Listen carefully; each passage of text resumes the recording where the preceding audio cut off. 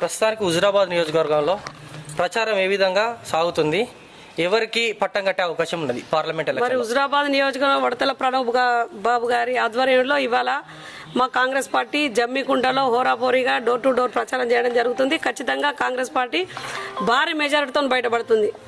ప్రస్తుతానికి అభ్యర్థి వెలిచల రాజేందర్ రావు అన్నట్టయినా ఇక్కడ ఈ స్థానికులకు ఎవరికి తెలియదు. అలిగిరెడ్డి ప్రవీణ్ రెడ్డికి ఇస్తే మాత్రం గనిషాడే గెలిచేదని పబ్లిక్ టాక్. దీన్ని మీరు ఏ విధంగా సమర్థిస్తారు? మరి రాజేశ్వరరావు గారు తెలియదని మీరు అందరూ అంటున్నారు, కానీ ఆయన ఒక ఉన్నతమైన కుటుంబం నుండి వచ్చిన వ్యక్తి. మరి ఆయన గురించి పరిచయం చేయాల్సిన అవసరం కూడా లేదు. ఎందుకంటే మొన్న ప్రభాకర్ అన్న కూడా చెప్పడం జరిగింది, ఎక్కడ చూసినా కూడా కాంగ్రెస్ పార్టీకి బ్రహ్మరథం పడుతున్నారు. ఖచ్చితంగా కాంగ్రెస్ పార్టీ భారీ మెజారిటీతో ఇటు బీజేపీకి ఇటు బీఆర్ఎస్కి డిపాజిట్ కూడా దక్కకుండా డోర్ టు డోర్ ప్రచారం అయితే చేస్తున్నాం. ఎక్కడ చూసినా కాంగ్రెస్ పార్టీకి బ్రహ్మరథం పడుతున్నారు. ఏ విధంగా అయితే రాష్ట్రాన్ని తెచ్చుకున్నాం, అదే విధంగా రాహుల్ గాంధీ గారిని కూడా మరి ప్రధానమంత్రి చేసుకోవాలి అని ప్రతి ఇంటి నుండి ఆడబిడ్డ ముందుకు రావడం జరుగుతుంది. ఓకే, గతంలో బీఆర్ఎస్ ప్రభుత్వం 10 ఏళ్ళు పాలించింది. ఇప్పుడు కొత్త ప్రభుత్వం కాంగ్రెస్ ప్రభుత్వం వచ్చింది. ఈ పథకాలు ఏ విధంగా అమలు కాబోతున్నాయి, దీన్ని ప్రజలు ఏ విధంగా తీసుకుంటున్నారు? మరి ముఖ్యంగా మరి బీఆర్ఎస్ పార్టీ గురించి చెప్పాలంటే 10 సంవత్సరాలు అయితే పాలన ఉందని మీరే అన్నారు. 10 సంవత్సరాల పాలన అభివృద్ధి ఏందని ఇక్కడ ఉన్న ఆడబిడ్డలు అడుగుతున్నారు. ప్రతి ఇంటికి పోతే ఇదే క్వశ్చన్ మాకు. మరి 10 సంవత్సరాల పాలన జరగలేంది ఈ 100 రోజులనే ఇప్పుడు స్టార్టింగ్ 120 రోజులు అవుతుంది ప్రభుత్వం వచ్చి. ఈ 120 రోజులల్లో 4 స్కీముల వచ్చినాయి.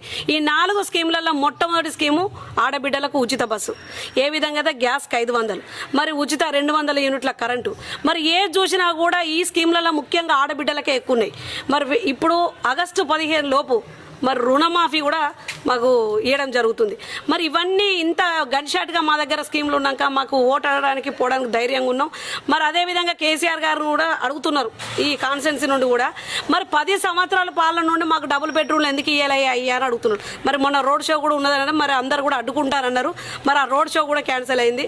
మరి ఖచ్చితంగా ఈ రోడ్ షో అయితే మేమందరం కూడా ఆయనకు అడ్డుకుందామని అనుకున్నాం. మరి 10 సంవత్సరాల పాలన మీ అభివృద్ధి ఏంది? ఇప్పుడు మాజీ ముఖ్యమంత్రి కేసీఆర్ గారు ఉన్నారు కదా, తను ఎక్కడ ప్రచారంలో భాగంగా అయినా కానీ డిసెంబర్ 9 తారీఖున రుణమాఫీ చేస్తా అన్నాడు. ఇప్పటి వరకు చేయలేదు. ఇప్పుడు ఆగస్ట్ 15 లోపు అంటున్నాడు. మరి ఈ ఆగస్ట్ 15 లోపు కూడా చేస్తారా చేయరా అనే క్వశ్చన్ రేజ్ చేస్తున్నాడు. ఖచ్చితంగా మొన్న మా జమ్మికుంటలో కూడా ప్రజాక్షేత్రంలో మరి ఖచ్చితంగా మా ముఖ్యమంత్రి వర్యులు మరి రేవంత్ రెడ్డి గారే మా అందరికి కూడా చెప్పడం అనేది ప్రతి డోర్ టు డోర్ ప్రచారంలో కూడా భాగంగా మీరు చెప్పండి. ఖచ్చితంగా ఆగస్టు 15 లోపు 2 లక్షల రుణమాఫీ ఇస్తామని ఖరాఖండిగా చెప్పిపోయిండు. అదే విషయం మేము ప్రతి ఇంటికి చెప్తున్నాం, ప్రతి రైతుకు చెప్తున్నాం.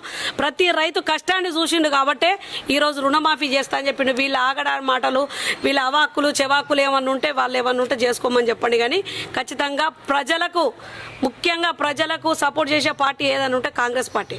చివరిగా హుజురాబాద్ నియోజకవర్గ ప్రజలకు మీరు ఏం చెప్పదలుచుకున్నారు? హుజురాబాద్ ప్రజానీకంగా ముఖ్యంగా ఈ హుజురాబాద్ నుండి ఈ జమ్మికుంట ఒక ఆడబిడ్డగా అడుగుతున్నా, ఏ విధంగా అయితే ఆడబిడ్డలందరూ ముందుకు వచ్చి మరి రాష్ట్రాన్ని తెచ్చుకున్నారో అదేవిధంగా మరి ముఖ్యంగా మనం ప్రధానమంత్రి స్థానంలో రాహుల్ గాంధీ గారిని కూర్చుండబెడితే మన బలహీన వర్గాలకు సంబంధించిన, మన యువతకు సంబంధించిన, ఆడబిడ్డలకు సంబంధించిన ఏ విషయాలైనా మనకు న్యాయం జరుగుతుంది.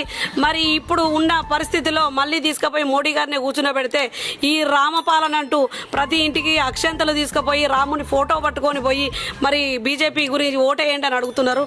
మేము అలాంటిది ఏం అడుగుతలేము. ప్రజాక్షేత్రంలో ప్రజలను పాలించే పార్టీ ఏదైనా ఉంటే కాంగ్రెస్ పార్టీ అని వాళ్ళందరికీ తెలిసిపోయింది.